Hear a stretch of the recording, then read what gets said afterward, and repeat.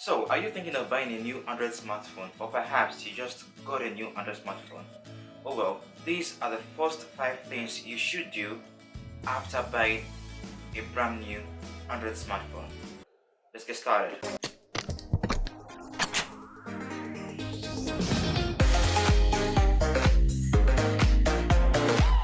So now, if you just got a new Android smartphone, first thing I would want to say to you is congratulations. I may have unboxed a couple of devices, but really I still have this gleeful feeling whenever I get to unbox a new Android smartphone. Now, if you just got a new smartphone, the first thing you want to do first is number one, charge the Android smartphone.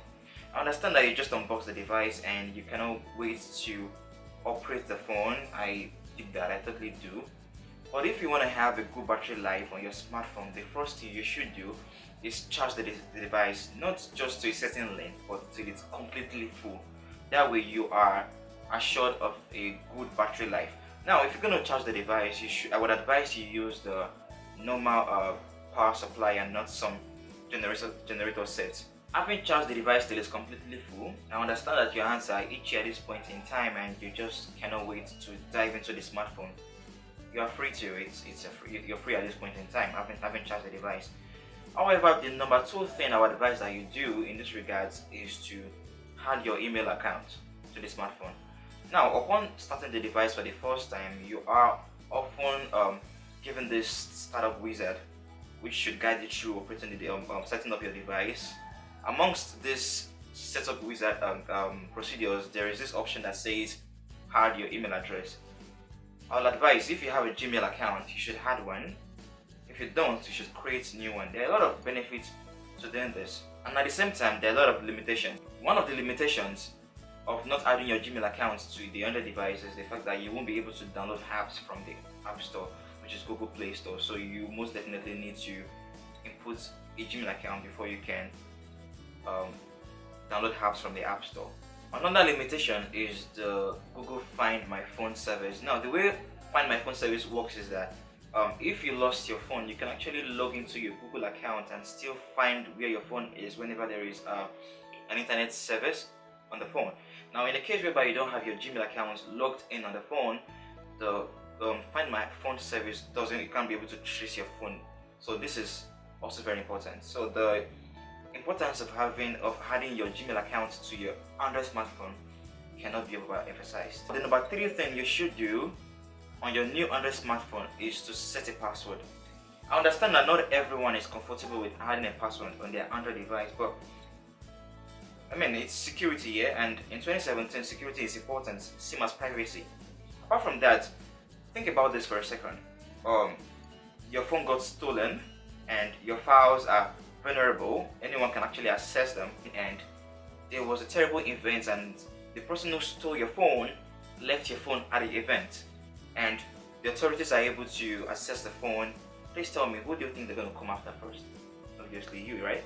So setting a password on your smartphone isn't just because you have something to hide in it. It's just because you are conscious of your files and you don't want your files to be accessed by literally anyone. So for that reason, it's advisable that you set a password on your phone. Now, in the case where your phone gets stolen, before anyone can actually access the phone or even use the phone has to be flashed. And whenever your phone is flashed, the files are deleted. So you see the reason why it's important that you set a password on your Android smartphone. The number four thing you should do on your Android smartphone is to allow installation of apps from unknown sources. By default, an Android phone is unable to install apps from unknown sources due to the limitations on the device. I guess this is Google's way of preventing a smartphone from being hacked or getting virus. It's a good idea, yes. However, take for example, you want to download or install apps from a friend's device using an app like Sender, or perhaps you need an essential app on your Android smartphone and it's not available on the Play Store. What do? You have to download from a third-party site. Yeah. Now, if this option is still disabled, you will not be able to install applications from a third-party site or from your friend's device. So you need to enable being able to install apps from unknown sources. To do this, you have to go to Settings, Security, and then tick unknown sources on the Android device. Now, last but not the least, and then number 5 is to disable auto updates of apps. What that means is, whenever there is an update to an application on your smartphone, the app automatically updates itself. This isn't exactly a bad idea if you have an unlimited data subscription. However, if you are on a limited data subscription, it's a bad idea. Think about this.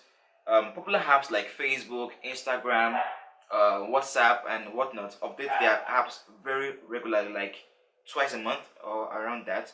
Now, imagine for a second you have just say 3 gig of RAM subscription, and these apps auto update themselves. Don't be surprised, that will not even last a month for you, especially if you have more than just 3-4 apps on your phone.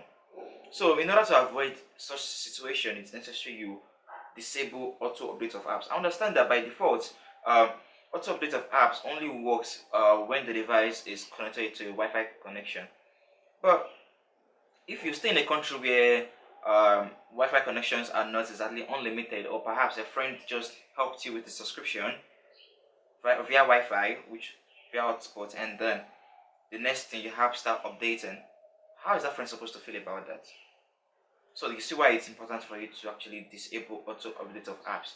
To do this, just launch the Play Store application, tap on the menu option there, and then go to settings, and then tap on auto update of apps and select do not auto update. Now whenever an update is available, it shows up possibly at your notification menu that you can go ahead at that point in time to update the apps that are important to you when you feel like you have enough data, or you feel like you're connected to an unlimited internet subscription.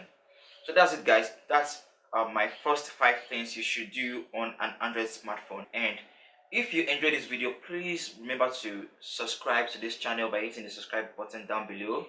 Please also remember to like this video. And if there is anything you don't like about this video, I am very open to opinions and suggestions, so please leave them in the comment section down below, and I'll catch you guys in the next one. Adios.